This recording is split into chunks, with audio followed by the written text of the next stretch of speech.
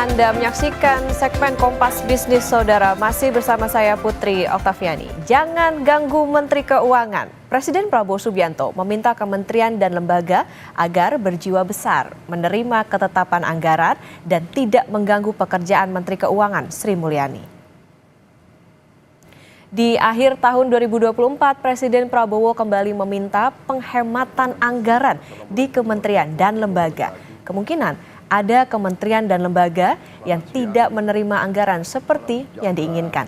Setelah menjadi presiden, Prabowo banyak mengkalkulasi kebutuhan dana untuk membiayai program-program prioritas, terutama saat APBN terbatas.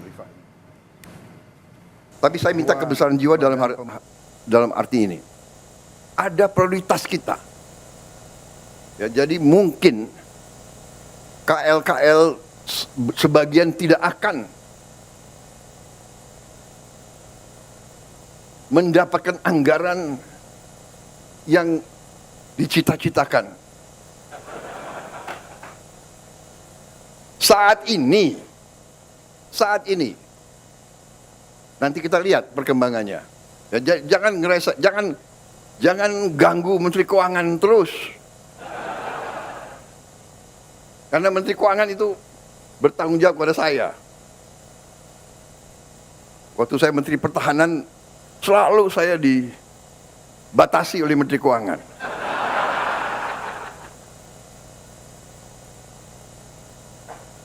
Sekarang yang lemes Pak Safri Samsudin. Sebelumnya, Saudara, ada 7 kementerian koordinator yang meminta anggaran tambahan di tahun 2025 dengan nilai total 5,1 triliun rupiah. Kemudian, Kementerian Hak Asasi Manusia meminta tambahan 20 triliun rupiah, Kementerian Luar Negeri 4,1 triliun rupiah, dan Kementerian Pekerjaan Umum 60,6 triliun rupiah.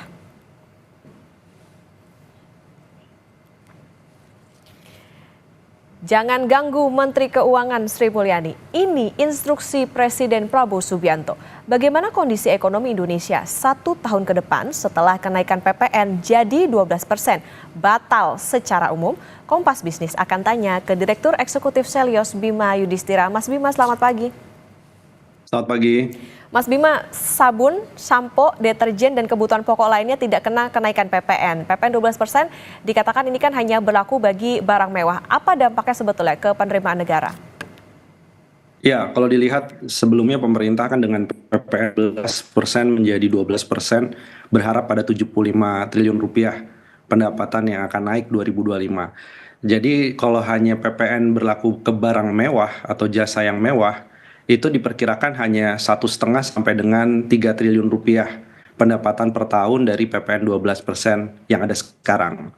Jadi jauh sekali. Nah, gap ini kan kalau nggak ditutup dengan efisiensi anggaran atau mencari pendapatan pajak-pajak yang baru, tentunya ini akan berpengaruh pada rasio pajak sepanjang 2025. Jadi pemerintah sekarang ini harus putar otak nih. Apa yang bisa dilakukan sehingga penerimaan pajak 2025 ini bisa tercapai. Tapi catatannya kalau Pak Prabowo bilang kan ini rakyat ya kebijakannya. Jadi artinya kalaupun ada pajak baru jangan sampai mengganggu daya beli masyarakat. Karena kemarin dikhawatirkan begitu PPN jadi 12% berlaku ke barang umum, andaikan itu dilakukan, itu bisa menurunkan produk domestik bruto itu sampai 65 triliun rupiah. Dan pendapatan masyarakat turun, pengangguran bisa lebih banyak lagi. Jadi ini kita lihat sebuah kebijakan yang tepat, PPN 12%-nya batal. Tapi yang harus dicari adalah menggantikan itu penerimaannya dari mana. Nah ini yang masih belum ada gambaran jelas dari sisi pemerintah. Oke, tadi kalau misalnya sebelumnya dengan skema PPN 12% itu secara keseluruhan artinya kan ada tambahan 75 triliun tapi ternyata asumsinya hanya 1,5 sampai 3 triliun rupiah. Artinya kan ini gapnya jauh banget dan tadi Mas Bima bilang soal ada efisiensi. Artinya seberapa besar efisiensi yang dibutuhkan untuk bisa menambal itu tadi Mas Bima. Sementara kementerian banyak yang minta tambahan anggaran. Ya, memang salah satu efisiensi yang paling mudah dilakukan dari internal belanja pemerintah pusat dulu. Contohnya misalnya kita apresiasi perjalanan dinas kalau yang tidak terlalu urgent ya, mungkin bukan urusan Kementerian Luar Negeri atau diplomasi dagang, itu bisa ditunda dulu, bisa dikurangi. Itu juga penghematan yang cukup besar. Tapi ada lagi penghematan lainnya adalah tunjangan-tunjangan, belanja-belanja pegawai. Ini karena dalam 10 tahun belanja pegawai salah satu komponen belanja pemerintah pusat yang kenaikannya cukup tinggi. Belum lagi yang harus dikurangi adalah sebenarnya belanja pembayaran bunga utang. Nah, ini pemerintah harus berpikir caranya gimana belanja bunga utang ini bisa menurun, bisa mungkin digantikan dengan debt swap atau pertukaran program bayar bank 550 triliun tahun 2025. Artinya dari sisi program prioritas, pemerintah pun masih punya ruang untuk melakukan seleksi. Misalnya makan bergizi gratis, kita tahu itu adalah program yang mengantarkan Pak Prabowo Gibran menjadi presiden salah satunya. Tapi di sisi yang lain, sebenarnya efisiensi dari makan bergizi gratis, dan kalau dicoba dulu di daerah 3T sebelum ke seluruh Indonesia, itu pun 71 triliun masih banyak yang bisa dilakukan penghematan. Jadi MBG-nya jalan, makan bergizi gratisnya jalan, tapi dari sisi ongkos biaya distribusi itu juga terjadi penghematan. Meskipun MBG adalah program yang prioritas. Jadi masih banyak ruang untuk dilakukan efisiensi. Oke, karena ada program prioritas, jadi mau nggak mau harus berkorban nih, harus ada efisiensi terutama di kementerian lembaga. Mas Bima, pertanyaan selanjutnya tentang PPN batal secara umum, ini adalah bagaimana ke dampak soal daya beli dan juga bagaimana dengan pertumbuhan ekonomi ke depan? Ya, ini sekali lagi adalah kebijakan yang memang harus diambil. Karena masyarakat memang belum siap menghadapi PPN 12% berlaku ke barang-barang dan jasa secara umum. Di sisi yang lain kan tantangan 2025 kalau dilihat bukan hanya PPN saja, tapi dari kebijakan fiskal kita catat ada 9 lagi nih kebijakan yang akan berpengaruh pada daya beli masyarakat. Mulai dari iuran BPJS Kesehatan direncanakan naik, Tapera, ini belum bahas Tapera, belum bahas asuransi wajib kendaraan bermotor, opsen kendaraan bermotor. Jadi ada 9 kebijakan dan pemerintah mulai dari sekarang dibandingkan nanti diskusinya kontraproduktif di injury time begitu ya. Wah, karena ini harus berlaku, kemudian kebijakannya jadi memberatkan, maka yang 9 kebijakan di luar dari PPN 12% ini harus dievaluasi dan kalau perlu ditunda dulu 2025 keputusan presiden jangan diberlakukan. Itu sangat menolong daya beli masyarakat. Jadi membatalkan PPN 12% satu hal, tapi PR yang lain dari sisi kebijakan fiskal ini juga harus diharmonisasikan dan juga harus dipastikan tidak berdampak pada konsumsi rumah tangga. Nah, karena kita mengandalkan ekspor ada perang dagang, kita mengandalkan komoditas juga harga komoditas cenderung fluktuatif menuju ke bawah. Artinya memang konsumsi domestik, investasi domestik ini yang harus benar-benar jaga 2025. Mas Bima, meskipun di satu sisi kan pemerintah juga mengeluarkan paket stimulus ada 38,6 triliun, kemudian diskon listrik, kemudian insentif PPh, ini juga apakah seberapa besar nantinya akan bisa mempengaruhi daya beli? Ya, kita melihat bantuan sebelumnya ya, misalnya bantuan beras.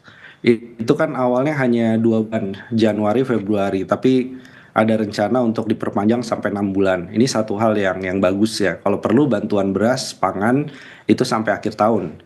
Kemudian diskon listrik. Nah, diskon listrik ini kan tergantung juga kemampuan dari APBN, kemampuan dari keuangan PLN. Kalau 2 bulan apakah cukup? Kalau bisa diperpanjang karena masyarakat juga butuh bantuan diskon listrik ini sampai Ramadan Lebaran selesai. Artinya paling tidak berlaku sampai Maret April 2025. Jadi kalau mau memberikan stimulus, insentif, pastikan tepat sasaran, pastikan dilakukan sepanjang tahun, dan juga dipastikan memang ruang dari APBN-nya mencukupi. Nah, itu tadi ya, harus paham juga bagaimana kemampuan APBN untuk membiayai itu. Mas Bima, Presiden Prabowo kan juga minta nih kementerian dan lembaga buat berhemat. Ada instruksi juga, jangan ganggu Menteri Keuangan Sri Mulyani. Apakah ini bisa punya pengaruh ke belanja negara karena ya konsumsi pemerintah kan juga penopang utama untuk pertumbuhan? Ya, sejauh ini pemerintah belanjanya kontribusinya 9-10% ya dari produk domestik bruto. Kalau dibilang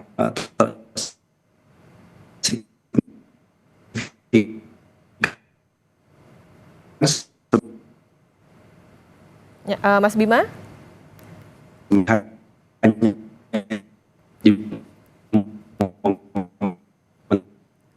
Mas Bima?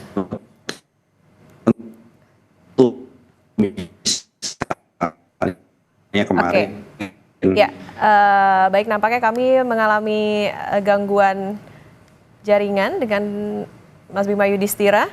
Tetapi tadi kalau yang kami tangkap adalah tentu bagaimana PPN 12% ini tentunya bisa memengaruhi bagaimana daya beli maupun juga ekonomi dari masyarakat, dan tadi yang harus diperhatikan adalah bagaimana kementerian dan juga lembaga yang bisa dilakukan adalah berhemat di tengah tantangan ekonomi yang ada di tahun 2025 ini. Terima kasih Direktur Eksekutif Center of Economic and Law Studies atau Selios Mas Bima Yudhistira sudah bersama di Kompas Bisnis.